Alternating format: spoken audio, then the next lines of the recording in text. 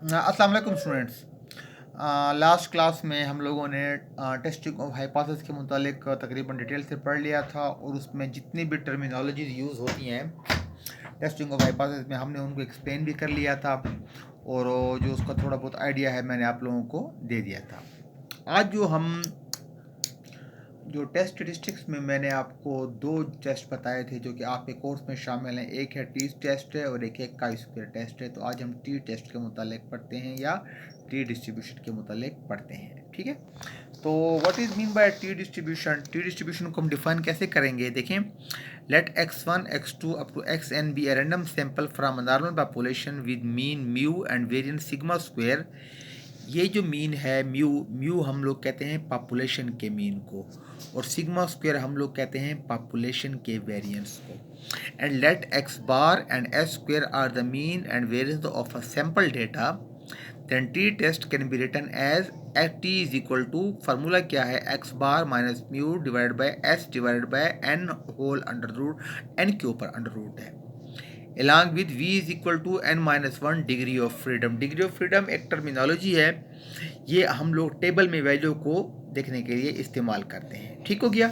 Where x बार आपके पास बराबर होगा summation of X divided by N के इक्वल होगा, जबकि एस बराबर होगा 1 divided by N minus 1 into sum of X square minus sum of X का होल स्क्वायर और डिवाइडेड बाई एन और होल अंडर द रूट, ठीक है।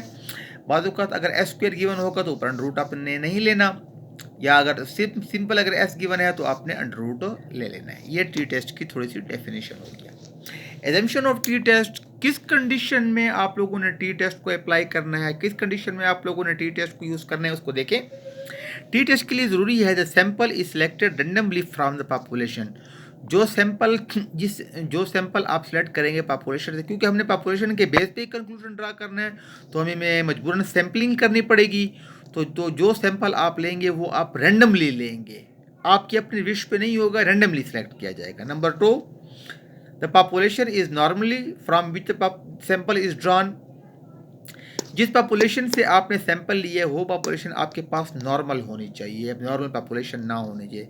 The sample size is small sample से आपके पास टी टेस्ट हमेशा स्मॉल सैंपल साइज के लिए अप्लाई होता है, ठीक है।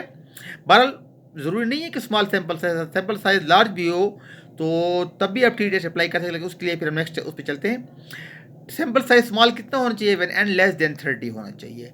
The population variance sigma square is unknown. याद रखें टी टेस्ट के केस में आपके पास पॉपुलेशन के वेरिएंस का जिक्र नहीं होगा, ठीक है।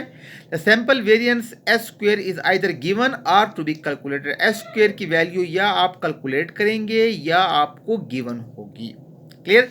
इसका जिक्र नहीं होगा। बेसिकली टी टेस्ट जो है वो आपके इसके साथ रिलेटेड है, एस स्क्वायर के साथ रिलेटेड है, क्योंकि जब आप क्वेश्चंस करते हैं तो जब आपके पास डेटा होता है, आपके पास रॉ डेटा होता है, रॉ डेटा में कभी भी आपके पास सिग्मा तो आपके पास अननोन होता है, आपने सिर्फ एस स्क्वायर कैलकुलेट करना होता है। तो उस सूरत में फिर हम लोग टी टेस्ट लगाते हैं, क्लियर हो गया। अब ये तो हो गया टी टेस्ट का तारुफ।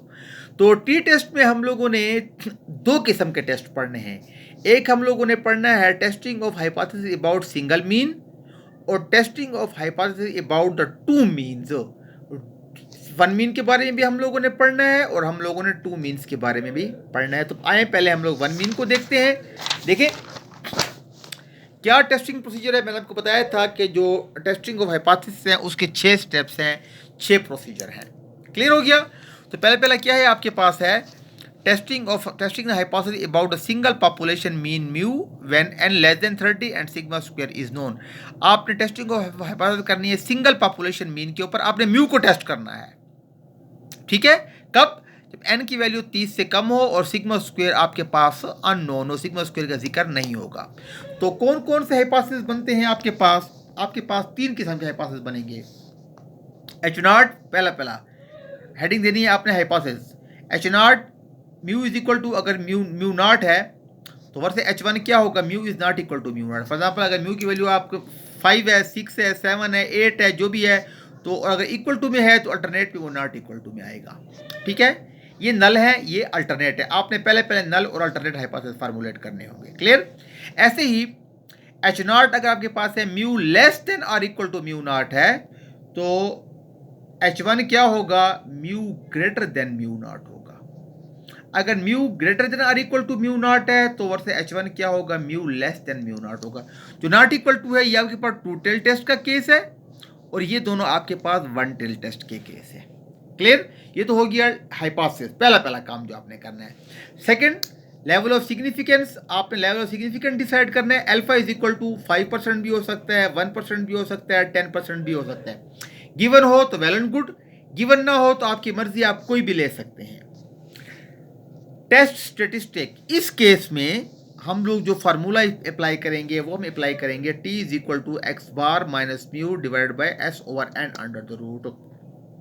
नाउ क्रिटिकल रीजन, कब आपका हाइपोथेसिस रिजेक्ट होगा, किस कंडीशन में रिजेक्ट होगा, तो क्रिटिकल रीजन आपका बेस करता है अल्टरनेट हाइपोथेसिस के ऊपर। अल्टरनेट को देख के आप लोग अपना क्रिटिकल रीजन डिसाइड करेंगे। देखें,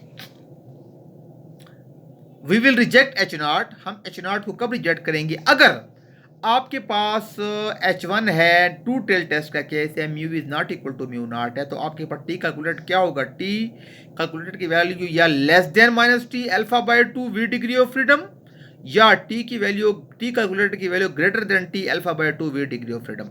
जो आपके पास, जो आप ये कैलकुलेटेड वैल्यू है, इसकी वैल्यू ये हम लोग टेबल से चेक करेंगे, ये भी और ये वैल्यू भी टेबल से चेक करेंगे।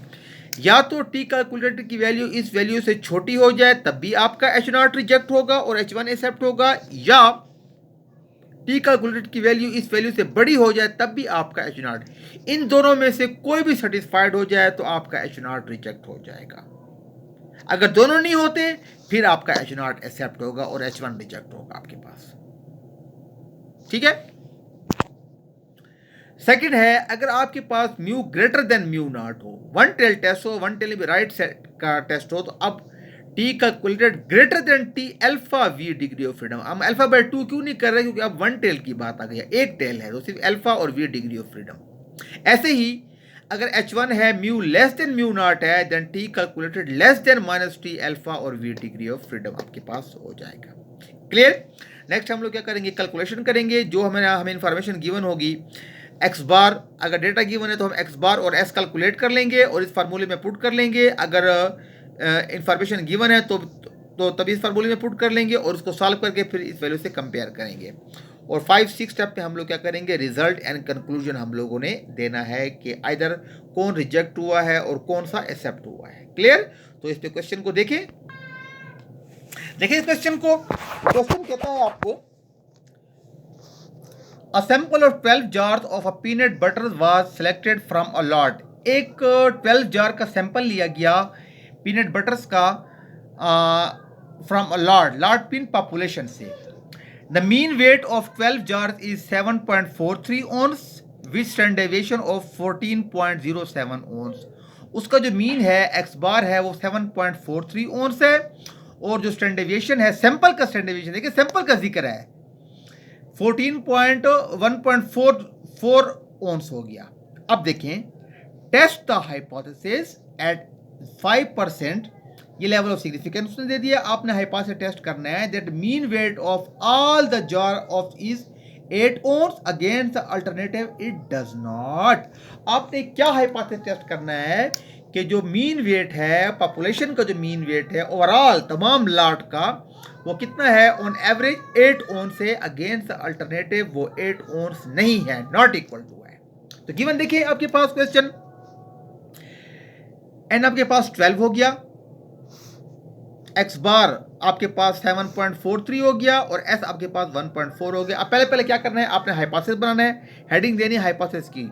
दो हैं, एक नल है और एक अल्टरनेट है। अब नल उसने क्या कर दिया, test hypothesis that population is 8 ounce, खुद ही कह दिया उसने, equal to 8 ounce against the alternative it does not, against the alternative mu is not equal to 8 ounce. Main काम आप लोगों ने ये कर लिया, आपने क्लियर हो गया। सेकंड देखिए, लेवल ऑफ सिग्निफिकेंस है, अल्फा इज इक्वल टू, खुद ही उसने दे दिया 5%, तो 0.05 हो गया। थर्ड स्टेप पे हम लोग क्या करते हैं, टेस्ट स्टेटिस्टिक। चूंकि वन सैंपल को हम लोग टेस्ट कर ले, उसके लिए फार्मूला है T is equal to X bar minus mu divide by S over N under the root. Clear. Fourth step पे देखिए, क्रिटिकल रीजन। क्रिटिकल रीजन में हम लोग क्या करते हैं, पहले पहले तो हमें डिग्री ऑफ फ्रीडम चाहिए, v is equal to n-1।